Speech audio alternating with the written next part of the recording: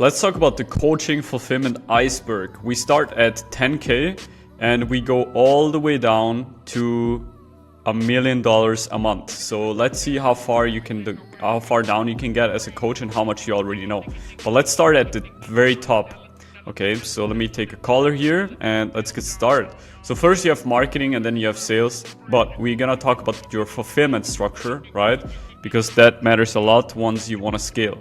So let's say at the 10K level, you start to build a team.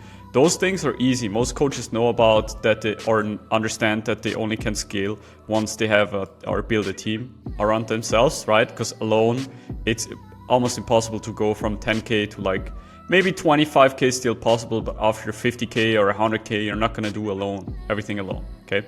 So let's talk about the team. Well, usually you hire coaches and consultants, VAs, and then CSMs.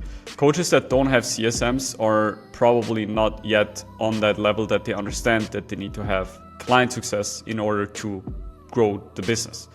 Then you have your service, right? You start to build a community, you start to have live calls, video training, and chat support. I made this purple here because some coaches, for whatever reason, they don't really do chat support. Let's talk about that for a second. So if you don't have chat support, how do you communicate with your clients? You don't, right? And that is a big problem. You have your video trainings, your live calls, right? Maybe in the community side or in the live calls, there's some communication, or below the videos, there's some comments, but that's not really actual conversation. And that's not where you can check in all the time. Because if people don't show up in live calls or don't participate in the community too much, you have no control where they are, okay? That's why chat support is very important. Then at 25K, you understand about client success. So, okay, I need to make sure my clients get success, otherwise I can't keep them, which will help you to get to 50K. At a 50K a month, you already onboard 5 to 10 clients every single month, right? At this level, you understand, okay, we need to have a client management board. Otherwise, we have no overview anymore, like about everything. And then you start to work on like client success and client success tracking and client retention.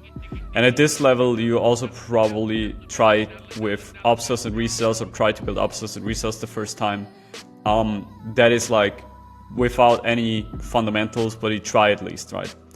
Then let's go to 100K a month. At 100K, you start to build stages in your client management board. What are stages? Stages are different levels that people go through, because that will help you manage boards better. Because if you're doing 100K, you onboard like 20 clients every month or more, right? 20, 25 clients. That is quite some clients that you go through. And then also you need to offboard 25 clients every 6 months or whatever your program running time is. And then how do you upsell them? How do you manage them? So there's a lot of work on 100K a month.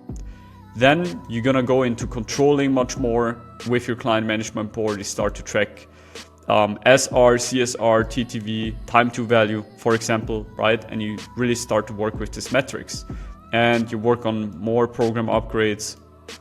You work on churn rates. You work on lifetime value, because you understand if you don't keep your customers at 100K, you will never grow to $1 million a month.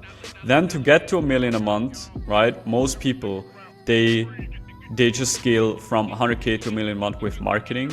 But then on the fulfillment side, once you're at $1 million a month, it definitely makes sense to work on those things that I'm gonna talk about. One is Fox behavior model. Why? Or what is it? A Fox behavior model is pretty much like a system to create less friction for people. Because if your program has different stages, let's say 1, 2, 3, right? Sorry for the bad numbers, but I hope you understand. And then the people in your program, they go from stage number 1 to stage number 2 to stage number 3, right? And the problem is, during this time, let's say you coach them about how to build the Airbnb business, there is some challenges. Now they need to do calls, now they need to reach out to clients or different things. And you want to create as less friction as possible with your program. And that's kind of like what the behavior models are. You need to understand, okay, how do they behave within the program? How can I make it more easy for them to get further within the program?